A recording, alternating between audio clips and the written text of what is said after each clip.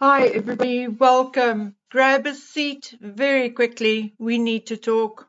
Look, you guys, I had a back and forth with a subscriber. Now, I do not have her permission to use her voice or name, so I'm going to call her CRT so that she can recognize herself. Now, right off the bat, I did not exactly agree with her ideas 100%, but she had been thinking about this entire Archie birth story for a very, very long time and never spoke out until she had her thoughts organized. Now, let's say that because her thoughts and ideas were well thought out, organized, fresh, and because it made sense, and I would say that 90% absolutely falls in line with information and ideas we already have and have spoken about, yet with a little twist. And after reading and listening to her reasonings, it was like a light bulb went off in my head. I mean, really, it was like this kapow. Suddenly, things fell into place for me.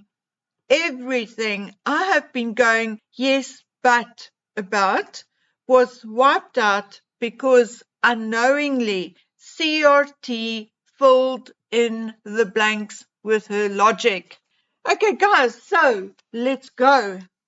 She starts her letter to me off by saying that Megan, like many other celebrities, were into drugs, medications, antidepressants, diet pills, cosmetic medications, and obviously weed. You know, everything which keeps the rich pretty and happy. And then she liked her wine as well, very much so.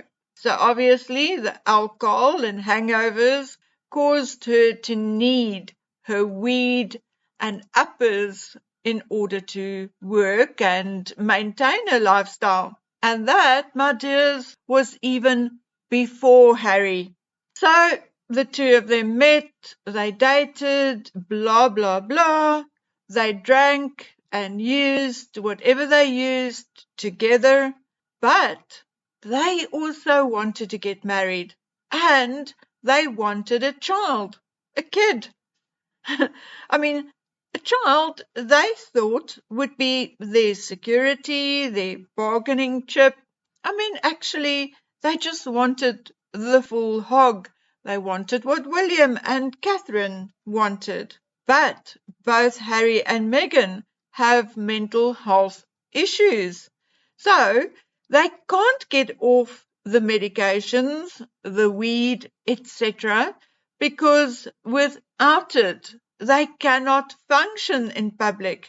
So Megan suggests they use a surrogate. And then Harry checks with the palace and the answer is, okay, that's fine. Use the surrogate.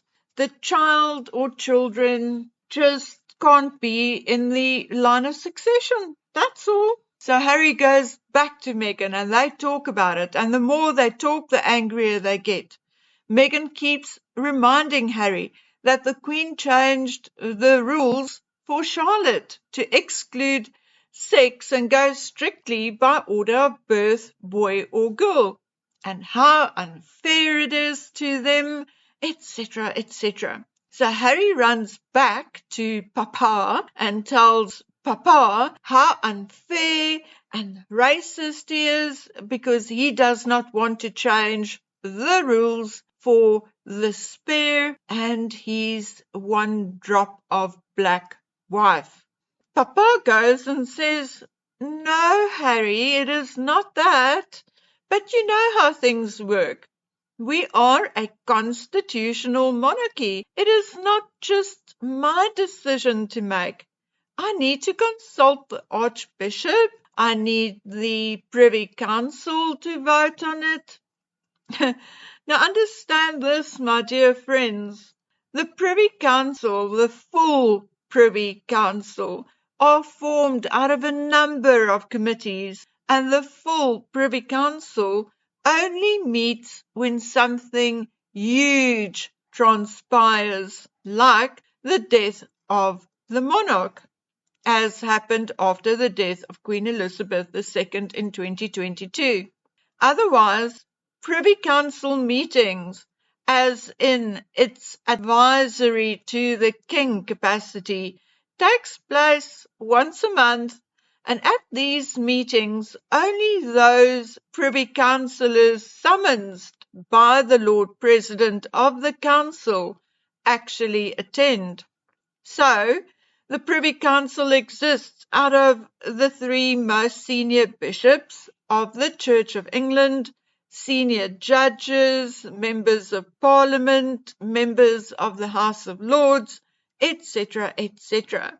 And from those, the monarch, via the Lord President, can call on anyone to attend the monthly meeting, according to their field of expertise and obviously the matters at hand. Alternatively, the monarch can choose a number of members to represent the council at every meeting. The Queen chose 19 men. We don't know what King Charles chose to do, but I digress. So Papa tells Harry, "It's not that easy, my son. I have to get it on the Privy Council agenda. Then they may or may not choose to distribute it to the committees for a vote. That can take a few months. Then I have to send a letters patent to Parliament. It has to go on the agenda and be read a few times before being approved or disapproved of. That can take a year or more. Are you willing to wait, my son?" So I can hear Harry throwing a tantrum. "But Gan did it for William's children, for Charlotte. She changed the rules for William's children." "Yes, my son, but do you know how long that took?" 4 whole years. Remember, son, it is not just Britain. The process I explained is indeed just for Britain, but Gan is also the head of state of 14 other countries, and they have to agree to changes as well. Grandma Gan issued a letters patent in 2011, and it only came into effect in 2015.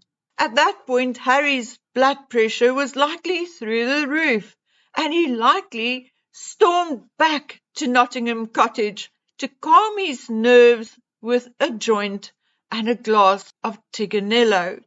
But you see, in 2011, Charlotte was not even born yet.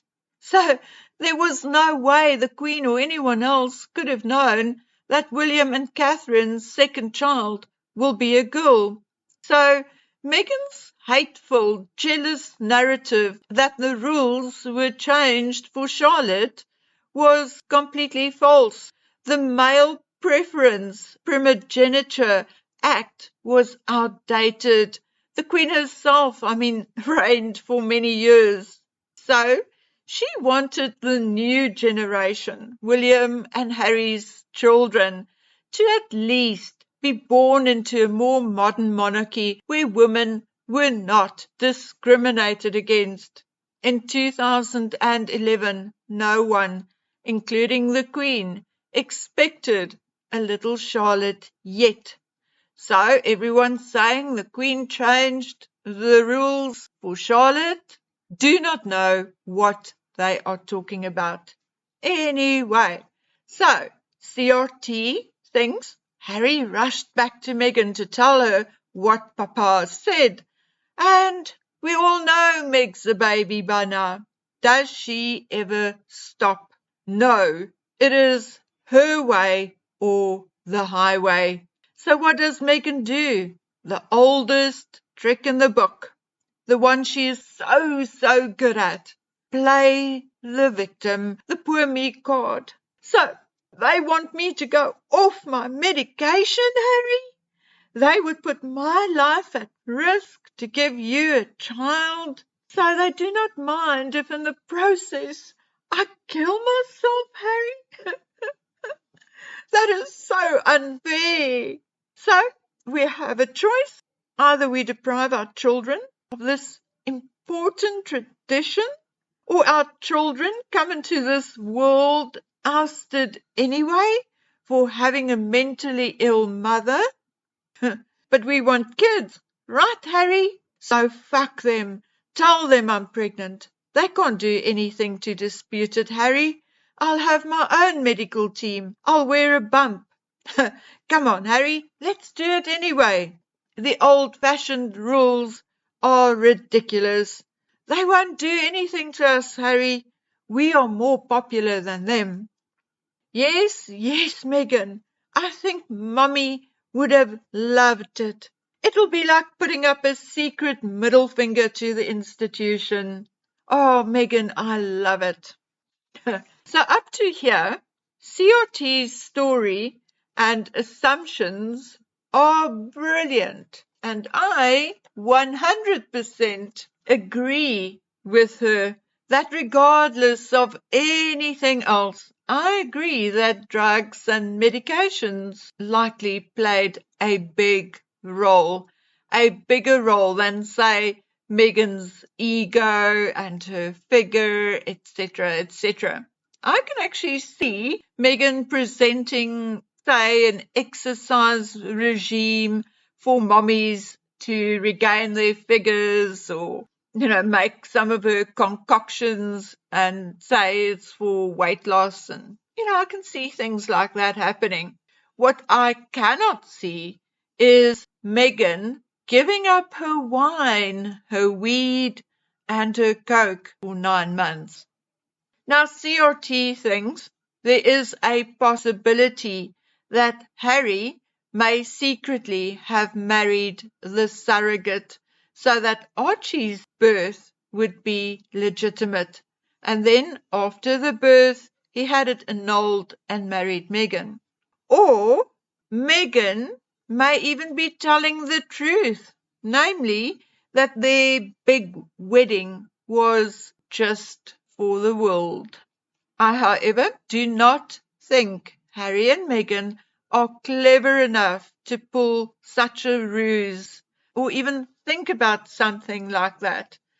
I think it is way too cumbersome.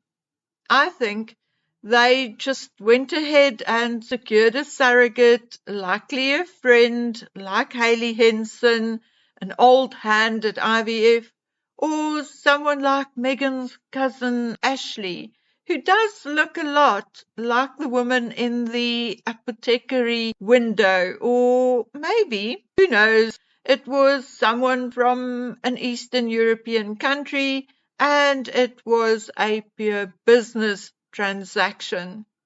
In England, you can only pay a surrogate's cost, not pay her for her services. But there are other ways. You can pay off someone's mortgage or student loan, or then if they are from another country, you just pay them in the other country. You see, CRT mentioned something else which is very important and none of us actually thought about it. So I went and did a bit of homework. On 3 p.m. on the 3rd of March 2013, there was a proposed amendment debated in the House of Lords on the succession bill. And they wanted the following clauses inserted after the current clause 1. And I'm reading it to you verbatim. Number 1, A marriage is a royal marriage for the purpose of establishing the claim of any person to succeed to the crown as heir to the body, if that marriage is a marriage between a man and a woman. Number 2. A person is disqualified from succeeding to the crown as heir to the body of a royal marriage if they are not the offspring of both parties to that marriage. But you see, if you read the accompanying piece to this actual proposal, you will see that the intention is that Clause 2 will safeguard and give the same rights to an adopted child or a child born of a surrogate, because legally such a child will belong to the married couple. It will legally be their child, or thus their offspring. However, to date, the amendments had not been adopted, and currently the Act still states only a natural born child of a husband and wife can succeed to the throne. Now, older scripts and translations are far more explicit, stating the child must be born from the loins of the legitimate wife of a royal, etc., etc. Well, CRT mentioned, even if they state from the loins, nowhere in the old or newer translations do they mention that the child must be from the gamete of the royal and the egg of his wife. Because when the rules were laid down, IVF was not yet a thing. So that leaves us, the royal family and the Harkles, with a conundrum. Because if the surrogate had a natural birth and the child is now legally Harry and Meghan's son, I can honestly say, Houston, we have a problem.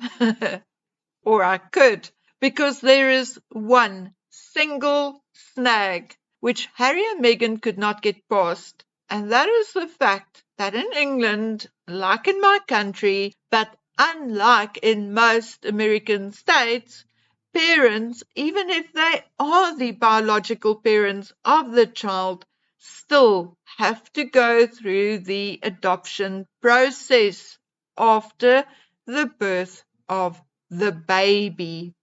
And that would exclude Archie from the line of succession and not the actual surrogacy, because the Act clearly states that children adopted into the royal family cannot be taken into the line of succession. I mean, it's there, bold, straight, bam.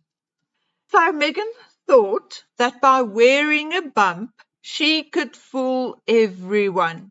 But as we know, she did not exactly understand the inner workings of the royal family and did not care to get to understand it either. Meghan and Harry said, "Fuck the system. We'll show you. We'll do what we want and get what we want." I believe they were like two naughty children, thinking they were pulling one on the royal family. I think they were already far into the malignancy when the royal family and King Charles found out that they actually went ahead with the surrogacy.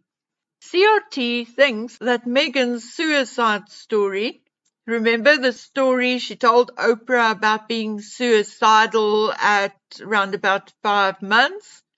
Well, CRT thinks that was the time the royal family found out that Harry and Meghan went ahead with the surrogacy, and that was why she threatened suicide.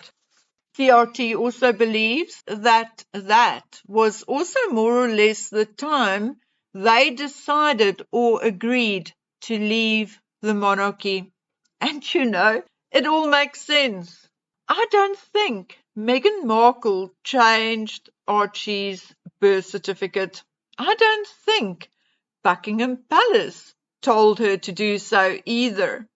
I think the first birth certificate we saw was indeed a fake. Remember, I told you that I found an empty or blank birth certificate just like that one on Pinterest with the same misprint at the bottom of the page.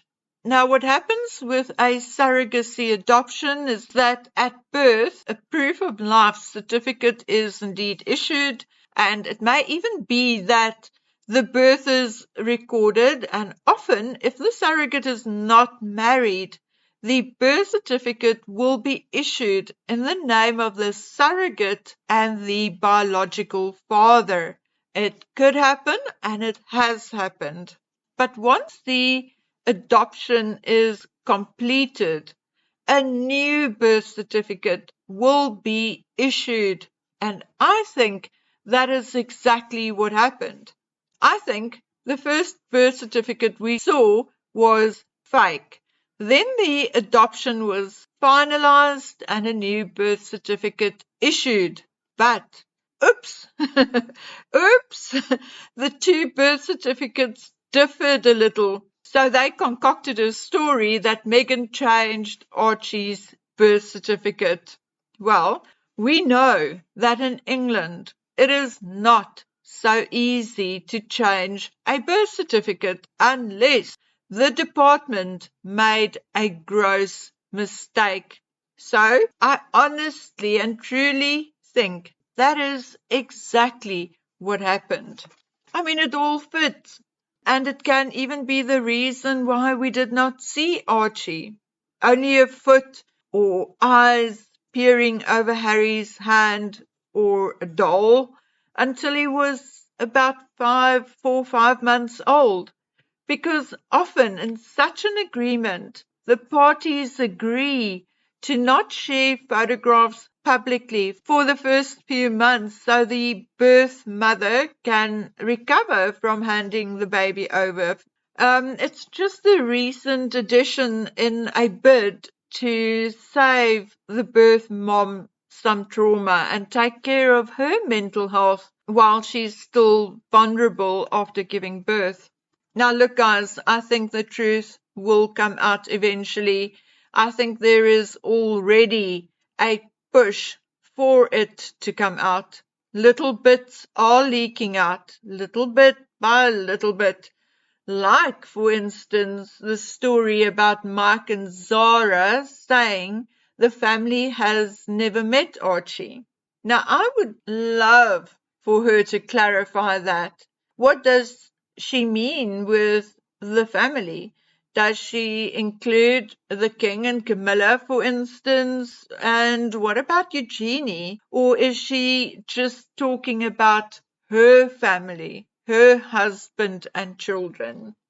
I would love to know.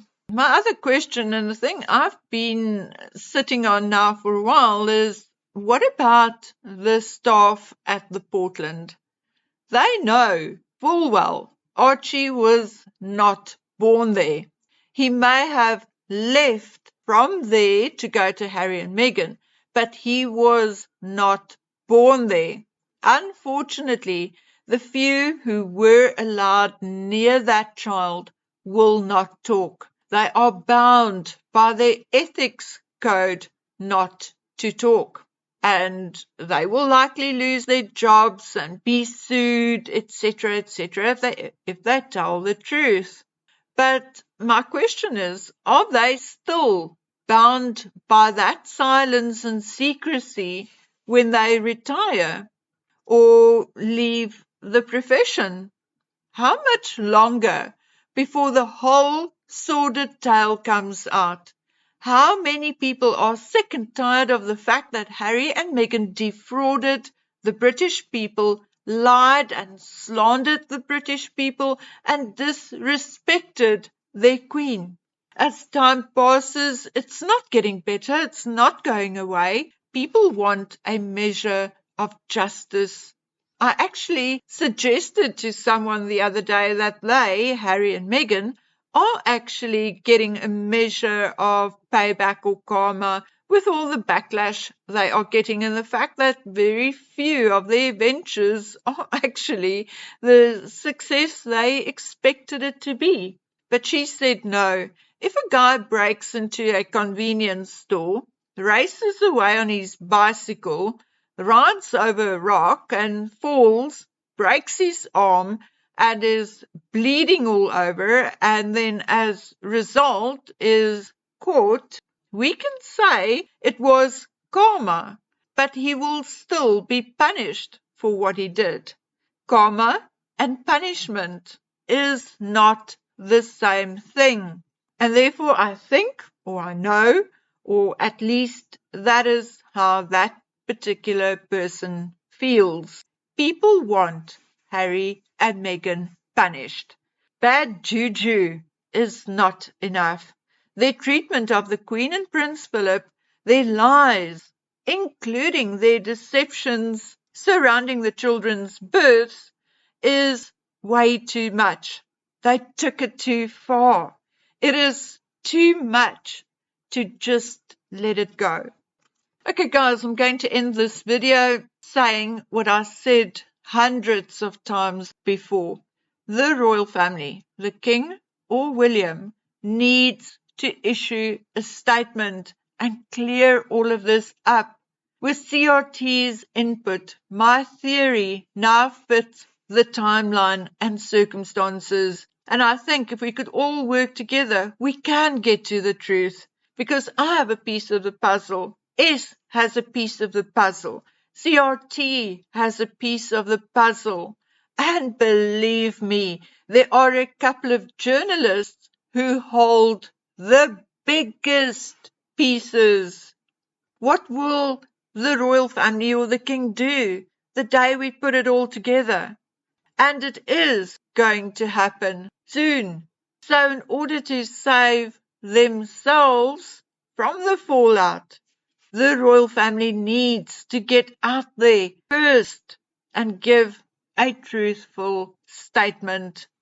Poor Archie and Lily, wherever they are, whoever takes care of them, they need the truth. They need to be loved and protected and not ridiculed. Stop this nonsense now. IVF is not a sin. It is nothing to be embarrassed about, and neither is surrogacy. So if you really love your children, why would you even care whether they are on the line of succession or not? I guess it just shows that for Meghan, the royal connection is far more important than her supposed children. Okay, guys, thank you once again to CRT, who basically wrote this entire video for me. And who knows, maybe when my study is finally ready, I would convince her to come on and chat to me. Okay, now I have to go. I suggest you also go listen to Andy of Tarot by Andy, who will read on Mike and Zara's comment, and a few others will also discuss it. I have one other thing to tell you concerning Archie, which I forgot about making this video, but I will make a note of it and tell you tomorrow. So until then, stay as lovely as you are and take care of yourself until we meet right back here again. Bye.